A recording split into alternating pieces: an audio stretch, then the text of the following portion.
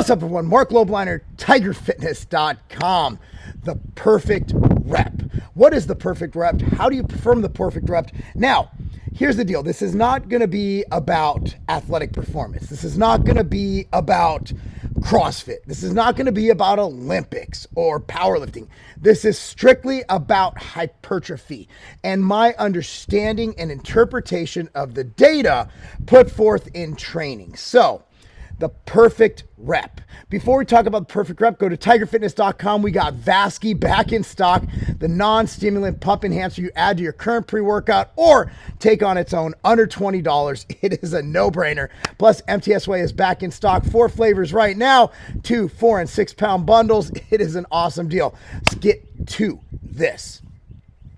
So, as far as training goes, the reason I had an idea to do this video is I'm on Twitter and I posted a rep or a set of me doing leg curls. And there was a big discussion because I like to explode on the way up and come slow on the way down, controlling the eccentric. Is it a slow 100% controlled eccentric? No, it is an eccentric that is sometimes super slow, but at the end of the day, I'm going up way faster than I'm coming down. And you might ask, why would I want to explode on the concentric or the forceful getting the weight up motion, either pushing hard or pulling hard? And why would I want to go slower and control it on the way down on the eccentric, which is the lowering the weight, whichever way, whether you're pushing or pulling?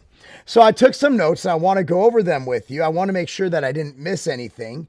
So the reason it's superior for hypertrophy to explode with the weights, not out of control, but try to lift the weight as fast as possible with as much load as possible. If that doesn't make sense, if a weight moves well in powerlifting, that means most likely you could go up in weight. So the goal is if you're pushing as hard as possible, the weight will go up faster. Now, fast might mean still grinding out a rep, but it's still going to be faster. So, for example, if I'm doing a bench press, I'm going to try and move it as fast as possible because I'm pushing as hard as possible. On a quadruple extension deadlift or a jump deadlift, I tell the kids, don't focus on jumping. Focus on lifting the weight so powerful that your feet leaves the ground. Okay? So for muscle hypertrophy, right, eccentric training, which is characterized by controlling lowering movements, has been shown to cause more micro trauma in muscle fibers than concentric action. So when you lower slowly with heavier weights, you're going to cause more micro trauma. This micro trauma is the key factor in hypertrophy or muscle growth as it triggers the body's repair processes, leading to an increase in muscle size. So there's a study published in the Journal of Applied Physiology found eccentric training led to greater hypertrophy gains than doing concentric training alone. And we use this to our advantage. During the season, let's say if we have a football player at Legacy, at Carbon, and the football player still wants to maintain strength and power, but can't be sore because they're playing that week. If we're doing a deadlift, for example, we're going to do an explosive lift, and then we're going to drop it. So there is absolutely no eccentric at all. We remove the eccentric 100%. By the way, there's a wasp. Get out of the way. Oh. Okay, I got you. I'll fuck you up. We're not going to edit that out. So basically, we have them lift. So they're doing a deadlift. They drop it. On the bench press, we're going to have them go up as fast as possible. We might even help them lower the weight. It depends on the athlete and how strong they are and the event that's coming up. But we do not want any soreness. We do not want weight training to affect their ability to perform in any way. So there's a way to train and not get sore. And you can get sore with concentrics alone. But again, the micro trauma induced by eccentrics make it so it makes you more sore. So if I'm training athletes who need to perform and I need to keep their strength and power up, what do you think I'm going to do? And I don't want to have atrophy during the season, which happens because essentially they're just doing cardio. I mean, football, while you're pushing people and stuff, it's mostly cardio. You're not overloading. There's that. So strength gains. So incorporating these eccentric movements can lead to more strength gains. So there's been data on this, and this because the muscle can handle more weight on the eccentric phase of the list composed to the concentric. So generally speaking, you'll be able to lower more weight than you can raise. I'm using the bench press as example because I can move my arms and you can't see my legs right now. I might be naked from the waist down. That's why I was so afraid of that wasp. Okay. Over time, this allows the body to adapt to higher stress loads, which means increased strength. Again, you're looking at progressive overload, which is how we build muscle. Research published in Medicine and Science and Sports Exercise supports the effectiveness of eccentric training, increasing muscle strength, maximal strength. So if you're lifting and controlling it, you're getting the concentric, but if you're just coming down, you're completely missing the boat on getting that trauma. So let's go to the concentric, right?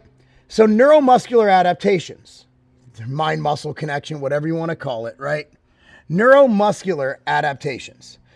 Explosive concentric movements help improve the rate of force development, which is the RFD, the rate of force development, a critical element in many athletic performance.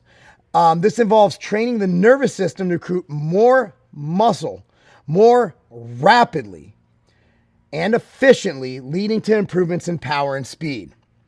Again, plenty of data to back this up. That's why we focus a lot on concentric during the season, because it still allows us to make gains. Excuse me. We had this one kid, his name's Stafford. And during the season, during the football season, he actually hit 3 PRs in deadlift and 4 PRs in bench, I believe. Bryce will be able to tell you better. Metabolic stress. So controlled eccentric training is also associated with metabolic stress, an increase in it, a factor contributing to muscle growth and adaptation.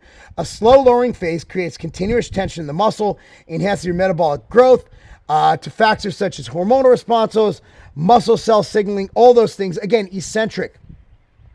Eccentric is a lot of where the muscle's built, so you don't want to just drop the weight. But concentric, again, you're looking at neuromuscular adaptations, you're looking at recruiting more muscle fibers. They go hand in hand. Energy efficiency, so eccentric contracts more energy efficient compared to concentric. This efficiency allows for greater work to be done with less perceived effort, leads to increased performance and increased gains over time. Injury prevention. So why would I put a kid on a slant board goblet squat and have them come down real slow? Because it helps improve your tendon strength, elasticity, reduces risk of injuries, and they also often they're offer a cornerstone when you're trying to rehab. So if someone gets injured, let's say they tear a pec, I'm not going to just push. I'm also going to come down and help that tendon get stronger. Eccentric training is also very dangerous. So why you really need to be careful when you're doing the eccentric training, make sure your elbows aren't out, make sure you're bringing it in, you're nice and slow, you're controlled, because again, if you lose that control, you're more apt to get injured. So at the end of the day, the best way to do a rep, this is how I do a rep. If I'm doing a leg curl, I'm forcefully pushing it up, then I'm controlling it down to full range of motion. Boom. Now I'm not doing it so explosively.